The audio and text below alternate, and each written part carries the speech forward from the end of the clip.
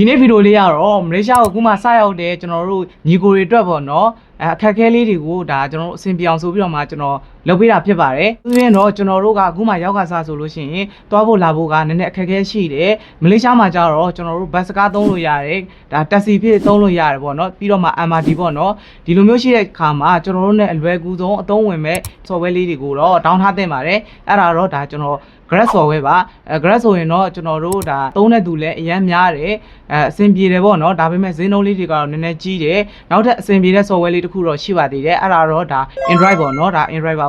ကားငားတော့မယ်ဆိုလို့ရှိရင်ဒီ software လေးကတော့ကားသမားလေးကျွန်တော်တို့တခြားလေးကြီးလို့ရတယ်ကိုလိုချင်တဲ့ကားသမားကိုလည်းရွေးလို့ရတယ်ပြီးတော့မှကျွန်တော်တို့ပတ်စံပေးတာကိုမှဈေးကိုလည်းကျွန်တော်တို့လိုသလိုအတိုးလျှောက်ပေးလို့ရတဲ့အတွက်ကြောင့်မလို့ဒီ software နှစ်ခုတည်းက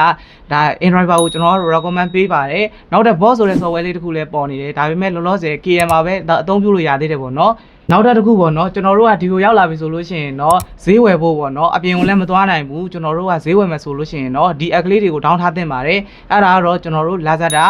Shopee နဲ့ TikTok Shop ပေါ့နော်Shopee မှာကျတော့ဝယ်တဲ့သူလည်းအများများတယ်ဒါပေမဲ့ပြပက Chinese ဆိုင်နေဆိုတော့ဒါ Shopee ကတော့နည်းနည်းလေးကြာနိုင်တယ်နောက်ထပ် Lazada ပေါ့နော် Lazada ကျတော့ဒါကျွန်တော်တို့ဝယ်တဲ့သူလည်းအများများတယ် local ဆိုင်နဲ့ရောနေတာဖြစ်တဲ့အတွက်ကြောင့်မလို့သူလည်းအဆင်ပြေတဲ့အထဲမှာပါတယ်နောက်ထပ်သူတို့နှစ်ခုကိုကြော်တက်သွားတာတော့ TikTok Shop ပါ TikTok Shop မှာကျတော့ local ဆိုင်တွေအများများတယ်ပေါ့နော်ကျွန်တော်တို့ပစ္စည်းတစ်ခုမှာမယ်ဆိုလို့ရှိရင်ခဏလေးရေ3ရက်တွင်းနဲ့လည်းရောက်လာတယ်ပြီးတော့မှကျွန်တော်တို့လိုရင်လိုသလိုပေါ့နော်ပို့က free တွေတခြားပေါ့နော် TikTok Shop လုပ်လို့ရတဲ့အခွင့်အရေးတွေတောင်အများကြီးတောင်ပါပေးထားပါတယ်ပေါ့နော်အဲ့တော့အခုမှရောက်တဲ့ကျွန်တော်ညီကိုတွေအတွက်ဆိုရင်ဒီ software 3ခုတည်းရဆိုလို့ရှိရင်တော့ TikTok Shop ကိုကျွန်တော်ကတော့ recommend ပေးပါတယ်နောက်အစားအသောက်ပေါ့နော်ကျွန်တော်တို့ကအခန်းထဲမှာအစားအသောက်တွေစားရတာရိုးလာတယ်အပြင်ထွက်ပြီးတော့မှလည်းစားဖို့မအားဘူးဆိုလို့ရှိရင်ဒီ software လေးတွေကို download ထားဖို့လိုပါတယ်အဲ့ဒါတော့ကျွန်တော်တို့ Grab Food Panda Food ပေါ့နော်Grab Food ထဲမှာဆိုလို့ရှိရင်လည်းကျွန်တော်တို့ဝင်ပြီးတော့မှအစားအသောက်တွေကိုလိုသလိုမှာလို့ရတယ် Panda Food ကတော့ပို့ပြီးတော့မှဈေးသက်သာပါတယ်ဒီ software နှစ်ခုတည်းကကျွန်တော် recommend ပေးဆိုရင်ကျွန်တော်ကတော့ Panda Food ကိုပဲ recommend ပေးပါတယ်ဗျ